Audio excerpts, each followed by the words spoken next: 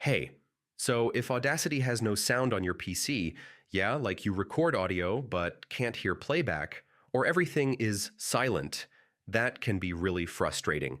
In this step-by-step guide, I'll show you how to fix it. First, make sure the correct speakers or headphones are selected. I mean, wrong output device is the most common cause of no sound. Next, yeah, check if the track is muted or now, open volume be muted at the system level. Yeah, go into Audacity preferences and make sure the playback device is set correctly.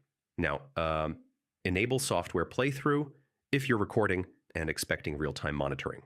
Yeah, switch the audio host between MME and Windows WASAPI.